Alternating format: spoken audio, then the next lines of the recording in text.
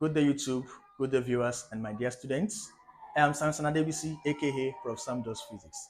Today, we're looking at reflection of light. There are three wire questions we want to look at now. The first question, you have a diagram here, and you have to calculate the angle of deviation. Now, the angle given here is the glancing angle. How do I know? The glancing angle is the angle between the incident ray and the reflecting surface. You can see the arrow is pointing inward. Because the arrow is pointing inward, this is my incident ray. So the angle between the incident ray and the reflecting surface is the glancing angle, which in this case is 35 degrees. Now, I need to calculate my angle of incidence by drawing my normal. Normal makes an angle of 90 degrees with the reflecting surface. That is, the normal is perpendicular to the reflecting surface. So take away 35 degrees from 90 degrees, 55 degrees left. So this is my angle of incidence, angle between the normal and the incident ray, which is 55 degrees by taking away 35 from 90 degrees. So according to law of reflection, my angle of incidence must be the same with my angle of reflection. So, which in this case also 55 degrees. So angle of incidence and angle of reflection both must be the same, 55 degrees. Now, this, as I didn't mean there is no reflection. This incident ray will have continued along a straight line. But because there is reflection, it is deviated along this line. So I calculate my angle of deviation by saying 180 degrees minus twice the angle of incidence, which is 180 minus 2 times 55 degrees, which gives me 70 degrees. So my angle of deviation is what? 70 degrees.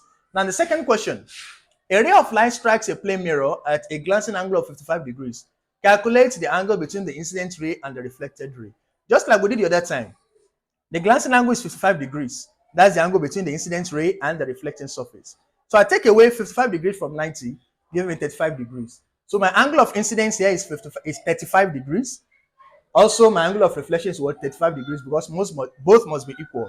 But in this case now, I'm asked to calculate the angle between the incident ray and the reflected ray, which in this case is 35 plus 35, which gives me what? 70 degrees. Then the last question. We have two plane mirrors that are perpendicular to each other, and we have to calculate the angle of reflection at mirror M2. How do we do that? Let's ignore mirror M2 and focus on mirror M1. Looking at mirror M1, this is my incident ray, and this is my reflected ray. So the 30 degrees I'm given here is also my what? My glancing angle.